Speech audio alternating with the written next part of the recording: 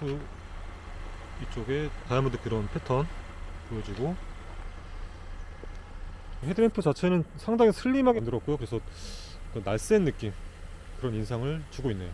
하단부도 이렇게 크롬 소재로 이렇게. 차량을 보면은 제가 키가 180인데 뭐 제 목도 안 올 그런 전고 높이를 보여주고 있고요. 확실히 전고가 낮은 느낌이 듭니다. 실내 탑승을 했을 때도 그렇게 높지만은 않은 것 같고요.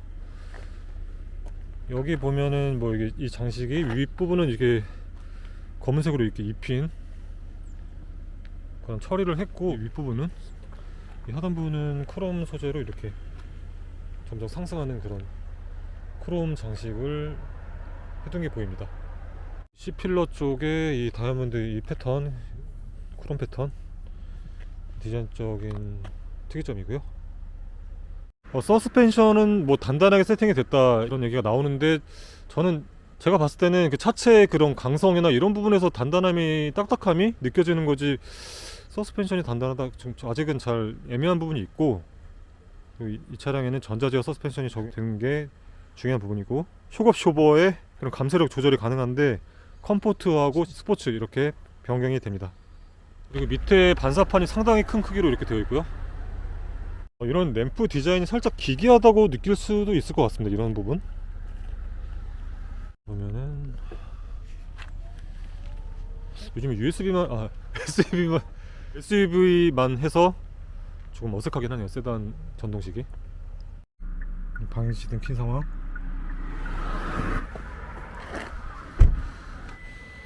그 밑에 이렇게 다이아몬드 형태로 LED로 점등이 됩니다. 그랜저의 램프가 이 그릴 상단 양쪽에 숨겨져 있었는데 이와 비슷한 형태고요. 라이팅 자체는 이제 그릴과 동일한 다이아몬드 모양으로 되어 있습니다. 낮에는 이제 주간주행등도 동일하게 이 부분에서 이제 하얀색으로 나타나게 되고요. 그리고 후면 보면은 후면은 상당히 인상적이긴 한데 호불호가 갈릴 것 같기는 합니다. 여기 매우 긴 형태로 이렇게 나타나네요. 이게 LED로 점등이 되는데, 가까이에서 보면은 이쪽이 네모난 형태로 이런 식으로 되어 있는 것을 볼 수가 있네요. 이런 램프 너무 잘하고 있는 것 같고요. 딱 봐도 그냥 K8이구나 알 수 있는 그 후면 램프 모습을 볼 수가 있습니다. 램프는 이제 부메랑 형태의 리어 램프라고 보면 되시고요. 기하학적인 조명을 보여주고 있습니다. 여기 리어 램프를 이어놓은 이 부분, 이어지는 부분은 이게 동일하게 마름모 형태는 아닌데 이렇게 삼각형 형태로 이렇게 쭉 이어놓은 것을 볼 수가 있습니다. 길게 쭉 이렇게 빼놔서 이렇게 시각적으로 잘 들어올 수 있게 한 게 인상적으로 보여집니다.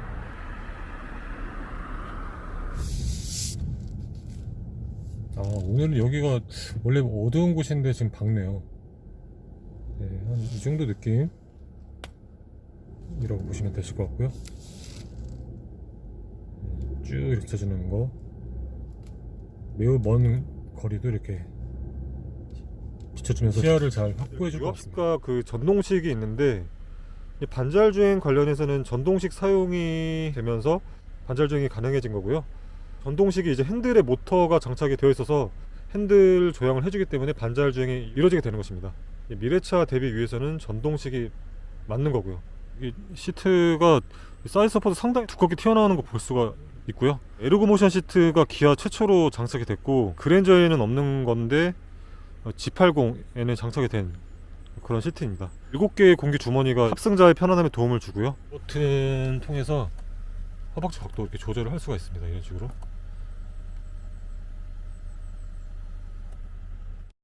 이런 우드 소재들 너무 고급스럽고 기분도 좋아지고 상당히 고급스럽습니다. 여기 핸들 하단부 이쪽에 이렇게 우드 소재 이렇게 더딥해 놨는데, 제가 뭐 진짜 우드인지 이런 거는 여기까지 잘 모르겠는데, 근데 이게 너무 고급스럽네요. 기분까지 좋아지고, 이것만 눌러도 이제 뒷좌석에서 문이 열리지가 않습니다. 버튼류들이 조금 이렇게 동그랗게 되어 있어서 부드럽게 눌리고요. 좀 볼복 핸들 위에 있는 버튼처럼 이런 식으로 부드럽게 눌리고, 이런 형태로 되어 있어서 누를 때도 편안합니다. 여기가 이렇게 커브드 형식이라서 조금 누를 때 어색함을 느낄 수는 있습니다. 보통 이 평면으로 되어 있기 때문에 여기 윗부분에도 이런 다이아몬드 패턴 이렇게 쓰고 있고요. 열면은 여기 키 같은 거 이렇게 둘 수 있는 공간이 있고, 이쪽에서는 무선 고속 충전이 되고, 각도가 이런 식으로 되어 있어서 어디 뭐 날아가거나 하지는 않을 것 같습니다. 이런 식으로 여닫으면 되고, 컵홀더는 이쪽 여기 다이얼치 기어노브 옆쪽에 이렇게 있어서 뭐 이렇게 기어노브가 없기 때문에 뭐 걸리는 게 없어서 상당히 편안합니다. 여기 클립 두 개씩 이런 식으로 마련이 되어 있고, 여기 핸들 열선 3단계, 통풍 3단계 이런 식으로 모든 좌석에 열선 3단계랑 통풍 3단계 이렇게 마련이 되어 있습니다. 열면은 여기 이런 재질 자체도 상당히 고급스럽고요. 이렇게 열면은 여기 공간이 이렇게 하나 이렇게 있고, 여기 제법 큰 공간이 이렇게 마련이 되어 있습니다. 여기 12V 단자 이렇게 마련이 되어 있고요. DSLR 그냥 충분히 들어갈 정도고, 여기는 이제 썬루프 여는 거고, 여기는 램프 들어오는데 차만 열렸을 때 램프 켜지는 거, 여기는 전체 켜지는 램프. 하이패스는 이쪽에서 이렇게 바로 넣는 거고요. 이 버튼은 이제 후면 전동식.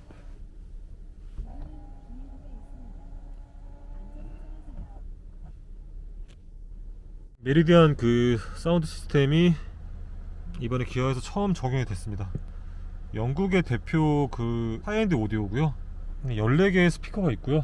14개의 스피커하고 외장 앰프 이런 식으로 구성이 되어 있습니다.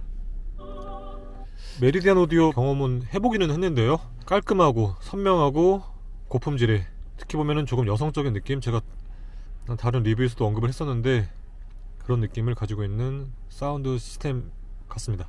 우선은 뭐 스테이지든 뭐 서라운드든 음량 자체가 자주 듣던 라디오가 분명히 다르게 들리고 매우 고급스럽게 들립니다. 커스텀으로 변경을 하게 되면은 뭔가 바로 옆에서 저에게만 이렇게 얘기해주는 듯한, 서로 대화를 나누고 있는 듯한 그런 몰입감을 느끼게 됩니다. 2열 공간은 항공석 1등석을 따라했다고 하는데 열선 2열에서 3단계 켰는데 상당히 따뜻하네요. 제가 키가 180인데 허리각도 조절이 안 되는데 여기 편안하게 앉으면 무릎 뭐 말할 필요 없는 공간이 나오고, 헤드룸 같은 경우도 그냥 주먹 하나 정도 들어갈 정도 나옵니다. 여기 암레스트 내리면은 컵홀더 이렇게 마련이 되고, 용기부터 이렇게 넣어보면은 잘 걸리고, 2열 같은 경우에는 여기 손잡이 부분에 살짝 눌려지는 형태로 룸램프가 켜집니다.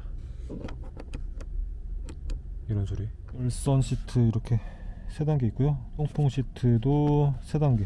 시작한 지 얼마 안 됐는데 처음 받자마자 뭐 대략적인 그런 나름대로 이제 이 차량에 대해서 알고 있긴 한데, 우선 느낀 게 5m가 넘는 차량답게 이렇게 운행을 해가는 느낌이, 상당히 긴 차량을 이끌고 있다는 생각이 바로 들었고요. 그리고 대시보드를 제가 알기로는 2cm인가 낮춘 것으로 알고 있는데, 제가 시트를 가장 낮춘 상태에서 대시보드 높이를 보는데 상당히 많이 낮은 느낌을 받게 되고요. 낮은 게 중요한 게 아니라 낮은 게 뭐가 좋은 거냐 이건데, 전방시야 확보가 잘 되는 거죠. 이렇게 앞에 뭐가 높게 올라온 상태에서 막고 있지 않으니까 전방시야가 잘 확보가 된다는 그 얘기를 하고 있는 것이고요. 승하차시 느낌도 여기 하단부가, 탑승할 때 그 느낌이 하단부가 조금 많이 낮다는 느낌.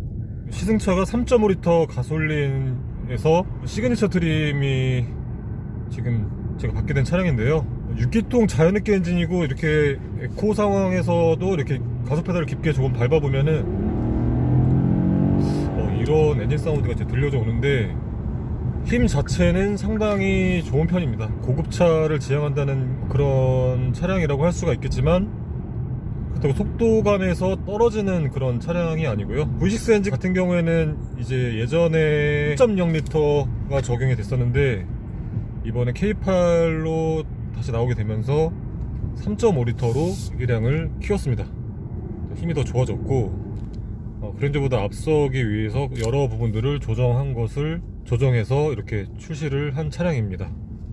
현대기아의 그 3세대 신규 그 플랫폼이 적용이 됐는데요, 저중심 설계가 된 게 특징이고, 플랫폼 관련해서는 주행 성능, 그리고 충돌 안정성 이런 부분에서 나아진 게 있었고요.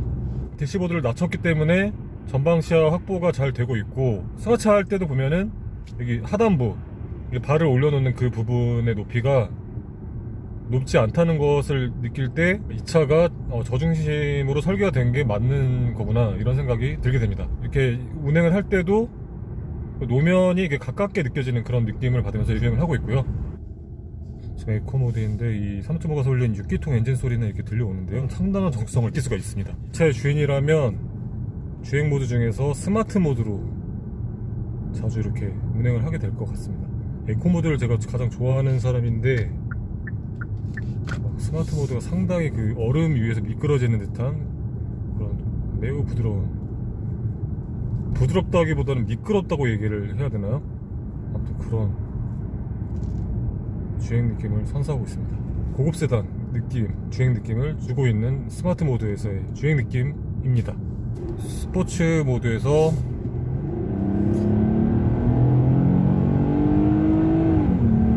이런 사운드 들으시게 되는데, 이게 우리나라의 그 K8 준대형 세단, 대형 세단이라고 봐도 되는 차량에서 들을 수가 있는 그런 엔진 사운드입니다. 뒷자리 탑승만 하는 차량이 아니라 운전자도 펀드라이빙을 할 수 있는 그런 차량이라는 것을 알 수가 있습니다. 놀랄 만한 게 3.5L 가솔린 엔진, 6기통 자연흡기 엔진, 여기 8단 자동 변속기가 맞물려 있는데, 스포츠 모드에서 슈퍼 드리븐하고 오너 드리븐 있잖아요. 슈퍼 드리븐은 운전기사 주는 거 얘기하는 거고, 오너 드리븐은 운전기사가 아니라 운전자가 직접 운전하는 그런 것을 말하는 건데, 오너 드리븐 충분히 가능하다는 것을 스포츠 모드로 변경을 해서 달려보면은 느낄 수가 있습니다. 제동도 스포츠 모드에서 상당한 절도감까지는 아니지만 어느 정도 절도감 확실히 느낄 수가 있고, 차선을 밟았을 때 나는 그런 경보음이었고요.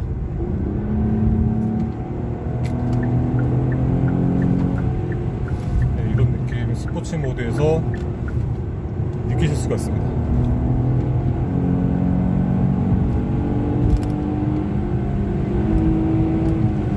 매우 안정적이네. 이렇게 차가 이탈해 나갈 것 같은 그런 불안감이 드느냐 마느냐 스포츠 모드에서 느낄 수가 있는 건데, 상당한 육식동물이 그 웅크린 먹이를 잡기 전에 웅크린 그 느낌이 어느 정도 들었습니다. 스포츠 모드에서. 차체가 길기 때문에 뭐 이렇게